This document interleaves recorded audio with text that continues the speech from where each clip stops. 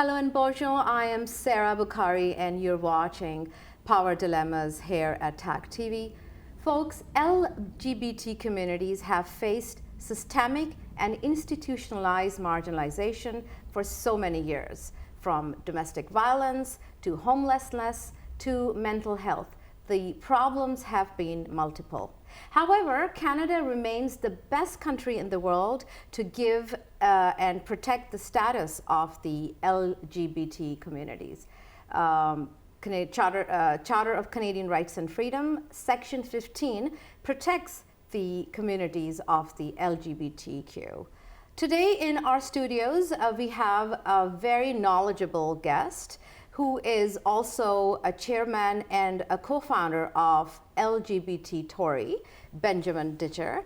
Benjamin has also been a candidate of record with the Conservative Party in 2015. We will be talking about the issues of visibility for the LGBT communities in Canada and a lot more. And I should just ask the first question. First of all, welcome to my show, Ben. Well, thank you very much for having me. I appreciate it. Okay, so do you agree that the LGBT communities need visibility in Canada? I think all minority groups who have suffered marginalization in the past or in the present especially definitely need representation. I think everybody understands that. One of the bigger problems, though, things have changed. It's not the same circumstances that it was 30 years ago. Before, there was institutionalized oppression facing the LGBT community. But now it's different. Now there's a political and social element to it, which is if you're part of the LGBT community and you dare hold any fiscal conservative perspectives, well, then you get ostracized from the community, right? If you don't toe the regressive left political perspective that has been ordained by the extremist activists in the LGBT community, then you are not worthy to be one of them. That's how bad things have gotten. And then there's overseas. Overseas are where the real challenges are facing the LGBT community in terms of oppression, murder, and some horrific crimes that they have been Yeah, you are facing. right in this sense that internationally, yes, so many countries, they have not accepted the status of the LGBT communities. They don't even accept that this group exists, and they have discriminated people on their sexual orientation. Yes. So coming back to Canada, what are the most pressing issues of the LGBT communities in Canada? Well, there's a variety of them, but I think right now the greatest challenge facing them is the right to free speech, the right to freedom of thought. Like I suggested before, that they're treated by many as though they're a collective, and how dare you be an individual with different ideas, then you're ridiculed and criticized. Okay. Do you think, how about homelessness, domestic violence, or just violence on the streets, behavior in schools and colleges? How would you mark us from a grade of 1 to 10? Where do we stand in Canada? It's complicated. I have a very good friend who is involved with me with much of our political activism.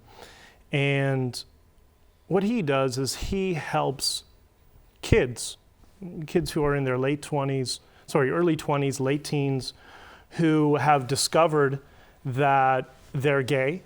They want to come out of the closet, but they can't. They can't out of fear of reprisal from their families or their communities. And that happens a lot more than people realize. And it's very hush-hush and quiet. And there are people in the community that work with these children to try to help them build a life for themselves.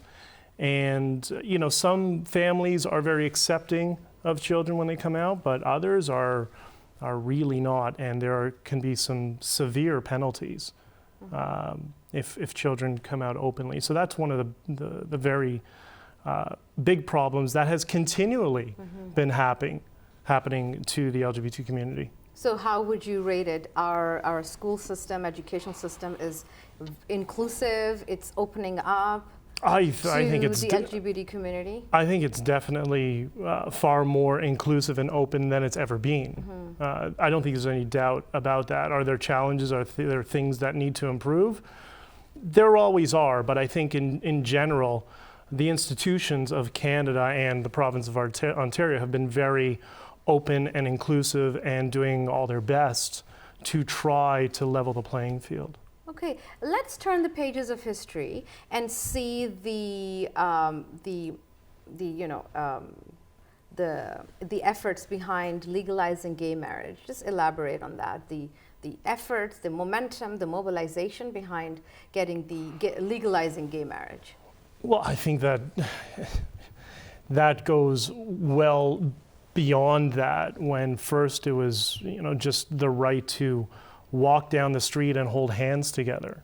I mean, I have learned so much from my friends who have experienced some of the oppression in the 70s and 80s and what they had to fight for. So it's not like somebody turned on a switch and there was a eureka moment and hey, we all embrace gay marriage. I think anybody who's older in the community can explain that this was a long step-by-step process which culminated in the legalization of same-sex marriage. But that took a lot of momentum and activism. Okay, yeah, I mean, because LGBT justice should be about empowering the LGBT community, and I believe legalizing gay marriage has been a step towards recognizing and empowering the LGBT community. I don't think there's anybody who would disagree with that. Yeah. Okay, so let's focus now on LGBT Tory. Okay. What is the mandate of LGBT Tory? Well, it's funny. A few years ago, I had my first encounters with people who openly suggested to me that, politically, that they were conservative, that they believed in fiscal conservatism usually, but all other forms, because all movements are a spectrum. But I was astounded how many people told me, yeah, even though I'm a conservative, I could never vote conservative. I could never even tell anybody I'm conservative, because if I did, nobody would talk to me. And I think of somebody who I became friends with, he's in his mid-60s, is a wonderful guy. And he was telling me a story of, I don't remember which election it was, but they were discussing, him and his friend were discussing Stephen Harper. And they were discussing Stephen Harper at a local coffee shop in the village. And some people overheard them speaking favorably about the Conservatives. And he was astounded that only a few minutes later, their table was surrounded by people who started to shout them down. How dare you? All these fallacious arguments that commonly come from the left. And to the point where they were told, him and his friend were told, leave, don't come back here, you're not welcome here anymore. That is how militant the tolerant left have become. The militant attitude on the part of? Well, on the part of the fact that there's no deviation allowed in terms of supporting conservative values, conservative parties, conservative ideas. That is not tolerated. Because my next question would be asking that for so many years, liberals and the left have hailed that they have been the most powerful force behind protecting the rights of LGBT community. How can you be a conservative as well as supporting the LGBT community? How does that fit in the equation? This is what I'm really trying to get at. Well, from people I know, and I'm thinking of somebody else specifically in my mind who is gay and has been part of the Conservative Party for 40 years, was an activist, a volunteer, held many positions within the party. That has always been the case. Now, at the early part of the movements, there were no parties that supported the LGBT community. That's why there was an uprising. That's why they had to fight for civil rights, because nobody would support them. But finally, the first parties that supported them in Canada, the first party would have been the NDP. But it wasn't, it wasn't by any stretch of the imagination the majority of members of the NDP. It was a small group of people who said, we need to support this. And like all things, again, there's no switch and eureka moment. It takes years of advocacy. And slowly people changed their minds and opened their hearts and realized that they needed to support the community. And the Conservative Party is no different. So in 2015, LGBT Tory was launched. Yes. Right? And the leader, very pragmatic leader, I'm a great fan of Patrick Brown. Yeah. He with his group of MPPs all participated in Pride Parade in Toronto. So elaborate on that. How was that feeling? And must be a feeling of great achievement. How did it come to fruition? Well, we essentially started in 2014. That was when we started planning and strategizing and figuring out what is our goals going to be, how are we going to reach the party, how are we going to allow people who are sitting members of parliament to be able to come out and support us and be accepted. Again, the intolerant nature of some people has been, quite aggressive. But it was quite wonderful. When it was Patrick came and Kelly Leach, Lisa Raitt, I'm missing some people, Peter Kent, Michael Chong, we had so many, and Lisa McLeod, who took a lot of criticism from the fringe media in Ottawa for supporting us, Jack McLaren. All of these people decided that they're going to forego any potential security concerns because this is important. And they came out the first year, and obviously, because it was the first step, there was a bit of concern. Not on my part, right? I know the community very well, and there's no cause for concerns, but there were some concerns that would they be accepted, would they be shouted down, would they be ridiculed? And to my amazement, other than a few isolated incidents, the community was very welcoming and warm to Patrick and Lisa and Jack and all the other MPs and MPPs that came out. And some criticism they heard was, it's about time, but we're happy to have you here. Yeah. So it was wonderful. It was a great achievement, Yeah, and really I believe kudos go to Patrick Brown, the leader of the official opposition at Queen's Park, and he's also the leader of the PC party. Yes, he is. I always want to say that he should also write, or PCers should also say it's pragmatic, progressive, conservative. And Patrick is also the first recipient of the annual LGBT Outreach Award. Wow. And we presented him with the award last month. Wow. So everybody who is a sitting member of parliament or member of provincial parliament across the country, do good work, because you will be rewarded next year. Okay, maybe I'm included in that too. We're looking for next year's recipient now. Okay.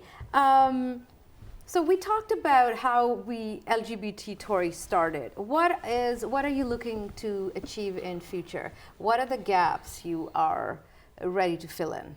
It's funny. It feels often like we're engaged in a battle on multiple fronts. We have people on the fringe element of our party, and they're a very small minority, who just have not understood or have not been able to grasp the importance of representing all taxpayers. And I think that's a matter of time. I think it's just a matter of time and more advocacy and reaching out to some of those people. And eventually they'll realize that it's in all of our interests to support the community. But we also are battling on the other side, which is groups and people from, as I refer to them, the regressive left, who are not happy about our advocacy and our support and being vocal for the community because that takes the wind out of their sails, right? Because once people realize that the narrative they've been sold has some falsities in it and that all parties are inclusive, then we have to discuss policy. And that becomes a problem for them.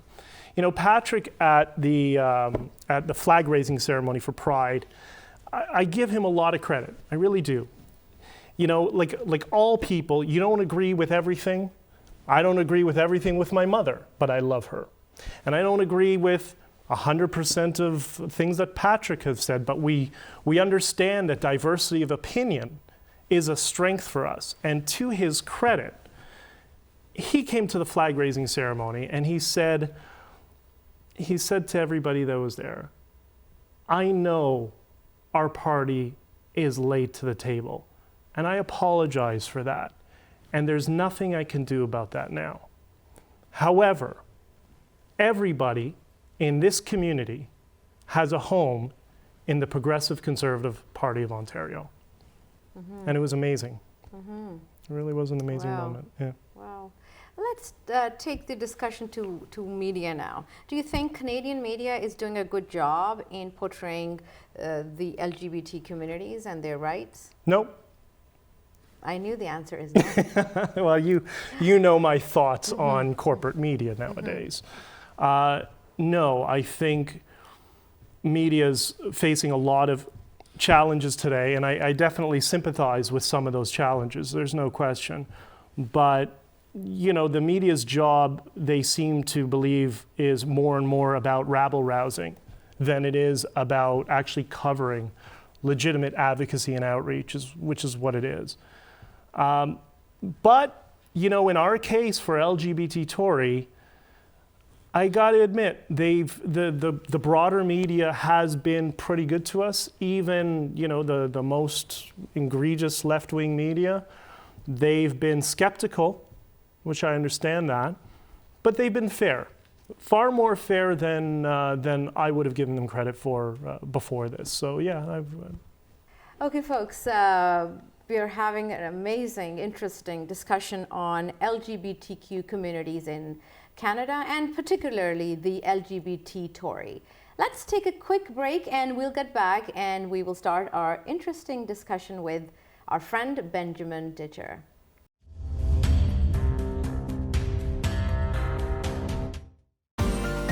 Many of us avoid traveling long routes just because it causes us motion sickness. Next time, eat some ginger 20 minutes before travel. Ginger is known to be a natural cure for both motion sickness and nausea. Brought to you by Greenish Natural Health.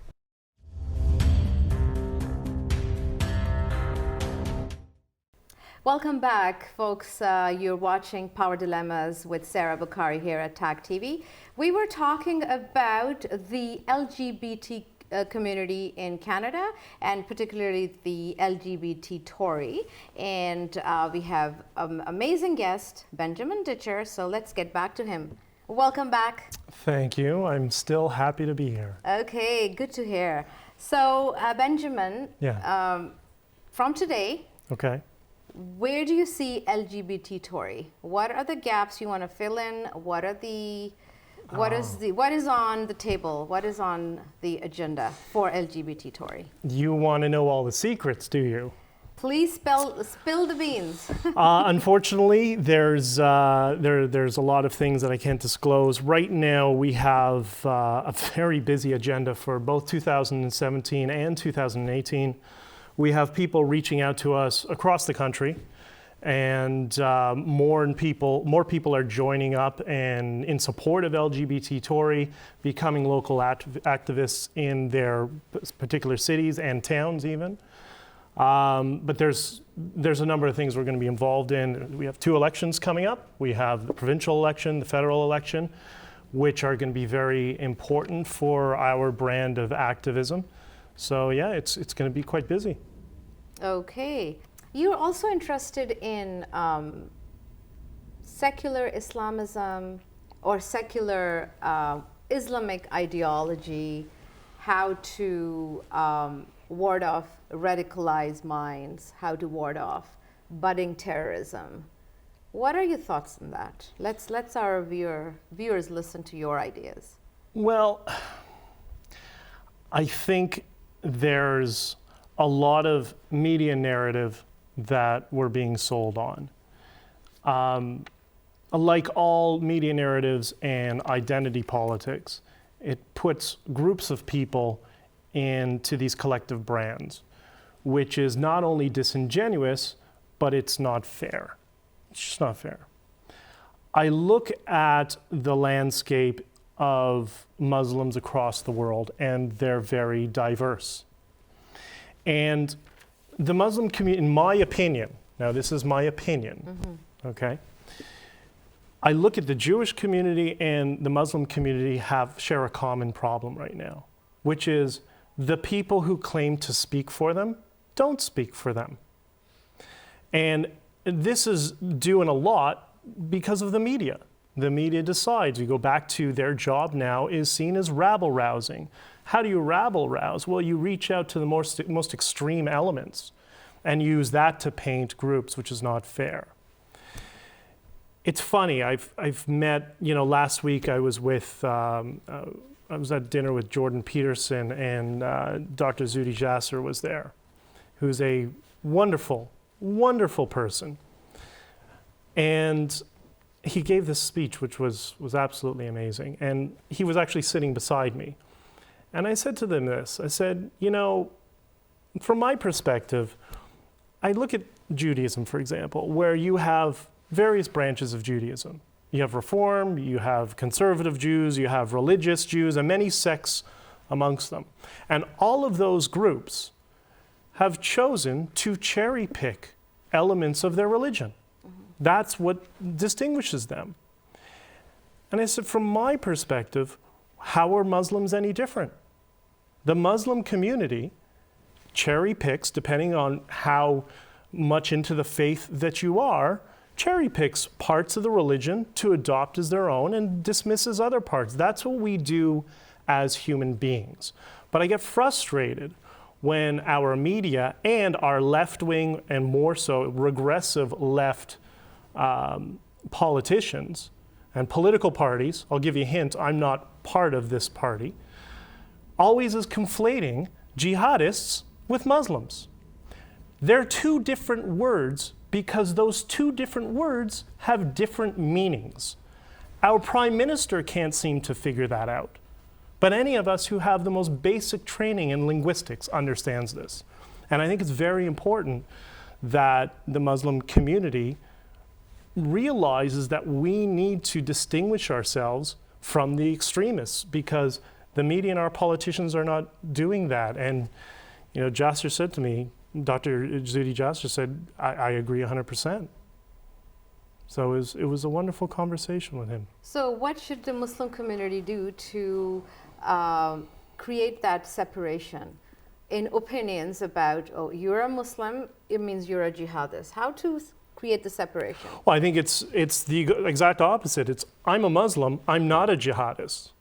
But that was a movie by Shah Rukh Khan. Yes, Actually, I know it was. The Bollywood movie. I'm Yes. Muslim and I'm not a terrorist, I think. No, that's a dialogue of the movie. People in the Western world are amazingly ignorant about Islam and the Muslim world. It's astounding. We think we know everything, Good to but we hear really that don't. Someone is accepting. Go on, please. Good to hear that. We're completely ignorant of it. And, it will change as we get more aware of it. But my hope is also that the Muslim community, the broader global Muslim community, will be led by revolution by women.